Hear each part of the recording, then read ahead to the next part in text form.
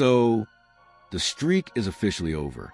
The streak of South Carolina Gamecocks women's basketball winning the Southeastern Conference, SEC, championships is finally over.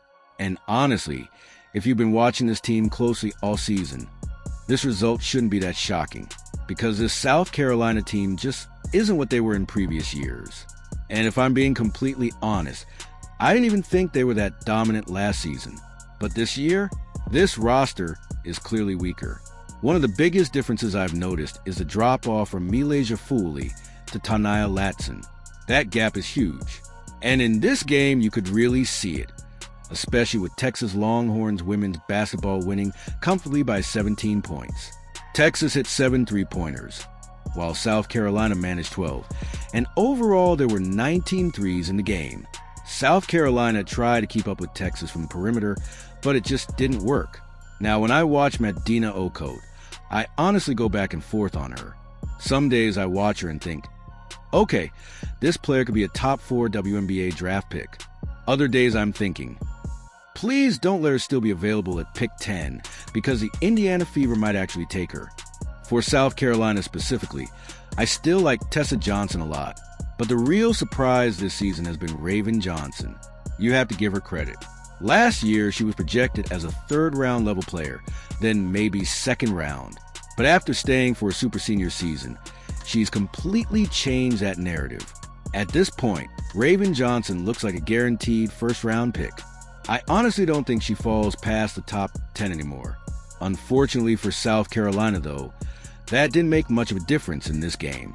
Because if we're talking about disappointments this season, the conversation has to start with Tania Latson.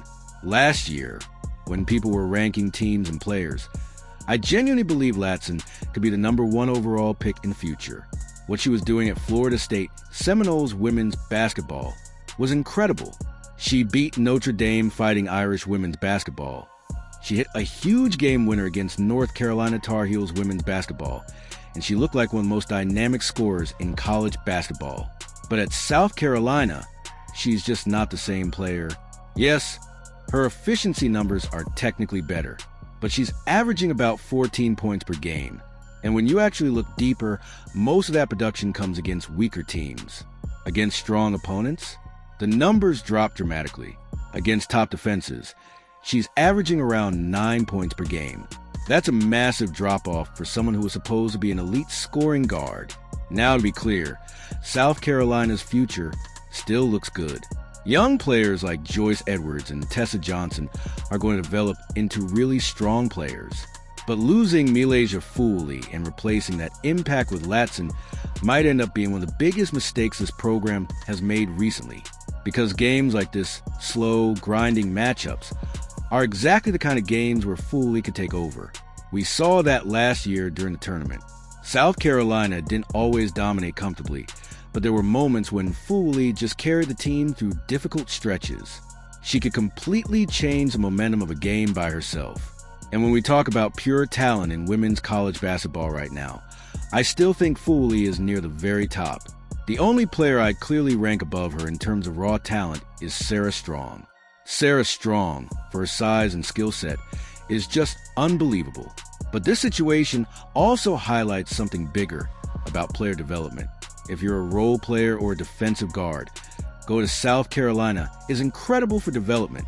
Players like Raven Johnson or Tessa Johnson can thrive in that system. But if you're a dynamic scoring guard, that system might actually limit your strengths. That's exactly what seems to have happened with Tania Latson. She went from being an explosive offensive star at Florida State to playing in a system where her strengths aren't maximized. We've seen similar situations before. For example, when Haley Van Lith transferred to LSU Tigers women's basketball, the system didn't suit her strengths at all. She was playing an old-school offense with double bigs, which made it much harder for her to play her natural style. And at the professional level, players aren't judged by their weaknesses. They're judged by how elite their strengths are. If your strengths are elite enough, teams will build around them. That's why players like Kelsey Mitchell or Chindy Carter have succeeded, because they have elite scoring abilities that teams can utilize. That's what Tania Latson could have been. Instead, Now she's being viewed more like a fringe first-round pick, and some people are even questioning whether she'll stick on a roster. And that's a huge shift from where her career trajectory once looked. But going back to the game itself, this matchup was pretty straightforward. Texas controlled it from start to finish.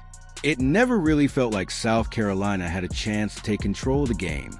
And in the end, that's why the SEC championship streak is finally over.